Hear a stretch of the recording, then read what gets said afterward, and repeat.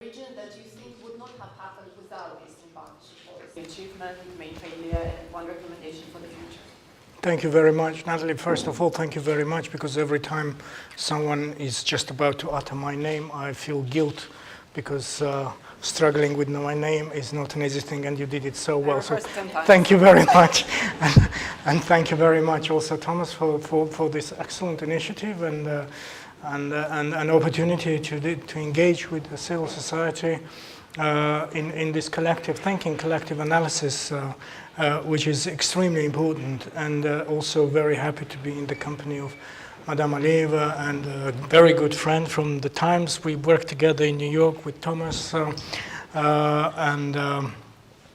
The question you are raising is perhaps it can be squeezed into a few sentences, but the thinking behind it is much, much deeper. Now, one thing I think every time I think about it is that when we say Eastern Partnership, I always remind myself it is part of the neighborhood policy, European neighborhood policy. But are we European neighbors, or we are Europe? Are we getting closer to Europe, or we are Europe? That is the fundamental question. Because I think it is insistence on consolidating Europe through all those mechanisms that we have, through all those platforms that we have. Again, with Thomas, we have that advantage of having been to the UN and seeing the world it becomes so obvious that Europe has a huge advantage of multiplicity of platforms for regional cooperation. Not every region in the world is so blessed. Perhaps because Europe has seen so much, well, first of all, of course, the philosophical background behind that, but also so much calamity. Just 75 years ago, in fact, it's not too far away, there is still living memory of what was Europe 75 years ago. And out of that calamity, this urge to work together against the repetition of that calamity has created this multiplicity of platforms, from what was the evolution of the European Union. There was another organization, the Council of Europe. There is another organization, the OSCE. Each of them reflects the sub-regional organizations, various initiatives like the V4, and Eastern Partnership. To me, this is part of the big picture. And behind it is that sense of a European. We are different. Members of the European Union are different. We are all different, but we are all European. And what is meant by that? I think the first important question is the values. Civilizational links, civilizational cohesion, and the values. And that values is about what we're talking about. Human rights, democracy, freedom, rule of law, and so on and so forth. And the way in which we can consolidate this throughout our cooperation, it's a consistent problem. Now, I think what is good about the achievement about the Eastern Partnership is that we have been consolidating that sense of belonging. We have different perceptions of our security. We have different arrangements of our security. And Armenia represents such example, that we will go out of our way to build our security architecture in a way that it consolidates our huge sense, security consciousness. Now, you may consider this a bit provocative, but so often one might hear about the Eastern Partnership and the Russian context in that. It's like, is it about Russia? Is it not about Russia? Now, serious? Do you want me to talk about this? Then I will say my security concern is Turkey. Have you ever been talking about it? I have a security condition which seriously undermines my sense of security. So to us, this is not about geopolitics. First of all, it is about values. And in fact, when it comes to values, yes, we have been benefiting greatly from this cooperation. What we have in Armenia is the product, the fruit of that cooperation. I'm very proud to see the wonderful Armenian civil society, who are so, demanding. And we have so much interaction in which we are so often grilled. But this is the way in which you test your action as a government and test your accountability.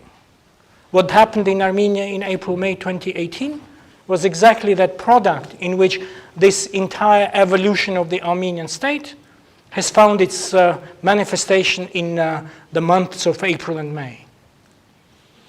That we were building a society, a country, according to a certain model we have chosen.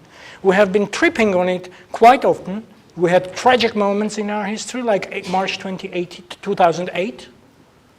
We had many others beyond that.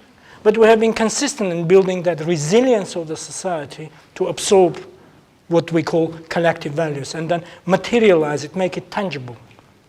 And that is April, May. So that brings us to a point that what is next? I think the next thing is consolidation of this.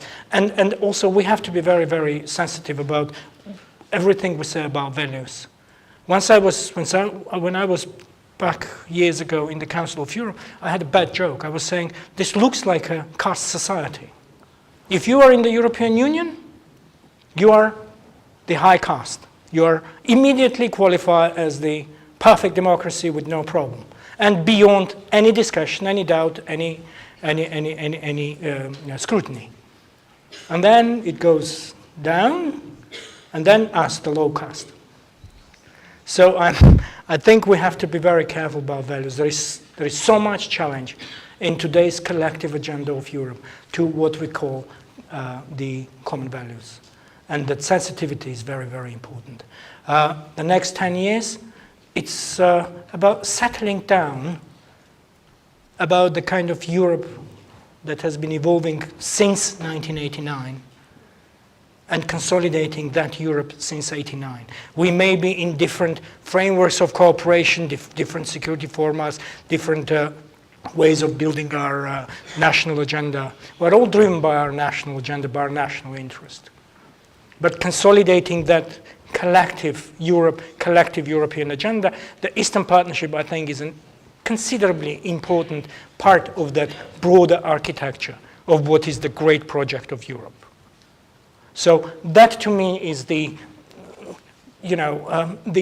broad agenda before us for the next phase. And there are many specifics how to build it, which I think will come up in our interactive. There were various interesting discussions, various interesting ideas floating now about what to do next. And those are all subject to our collective discussion, assessment. The Polish colleagues have come up with some very precise ideas, very interesting. Let's discuss, let's continue working to amplify the instruments in our hand. But at the heart of it is the idea of Europe, which has become so accessible to those who attach themselves to that idea. Thank you.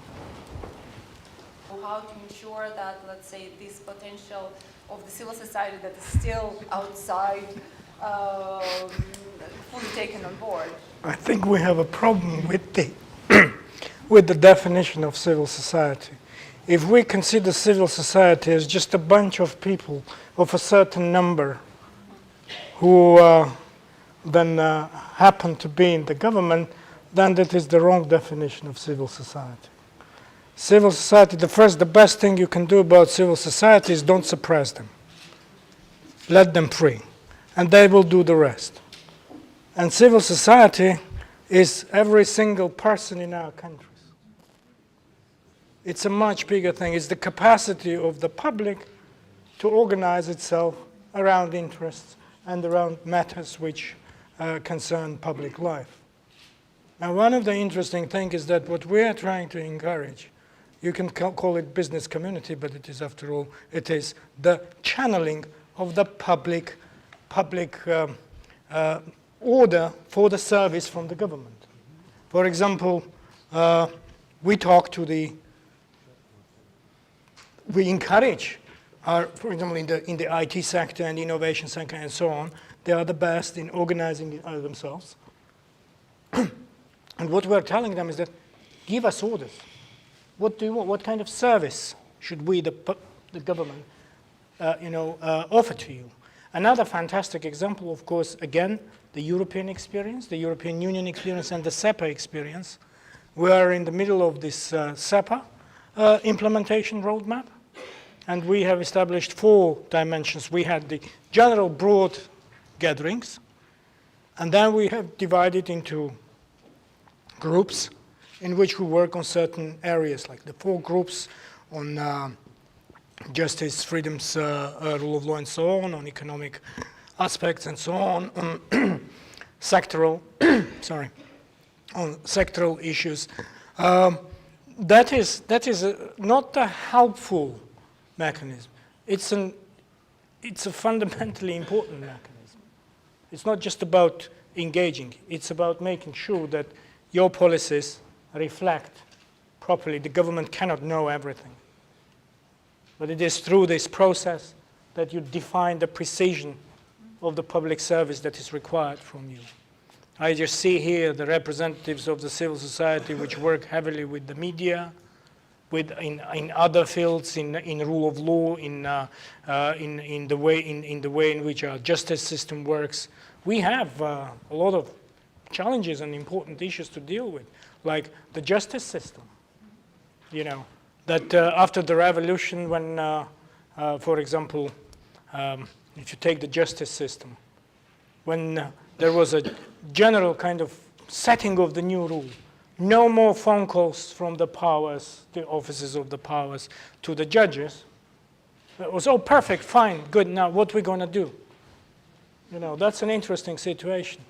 So we have a lot of work to do about the way in which the justice system is the justice system which is independent, the way in which they exercise their power. The same is about many, many other areas. So civil society is not a limited number of people.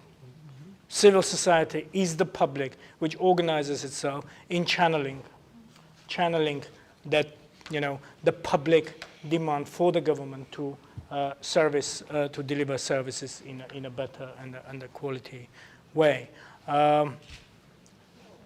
Again, in our society, our politics may be quite shrill, quite confrontational, quite high-pitched, but this is the way we are.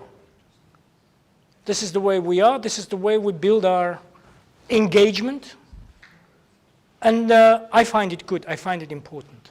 Through this debate and through this argument, we assess what is right and what is wrong. Not everything is perfect, but this is the right way to build our public life. Thank you. Thank you very much, Mr. Minister, for moving away, let's say, from this more technical definition maybe of civil society, which might be civil society organization that I was referring to. But it's extremely important to involve indeed the broad public into the processes that you have been mentioning, and the European Union have been supporting both. Absolutely. The involvement of civil society organizations and the public, the broad public into policy-making process. And my question to Mr. Thomas Mary-Harting would be, let's say, within the frame of the... So it's some Armenian secret, how you turn It's called diplomacy.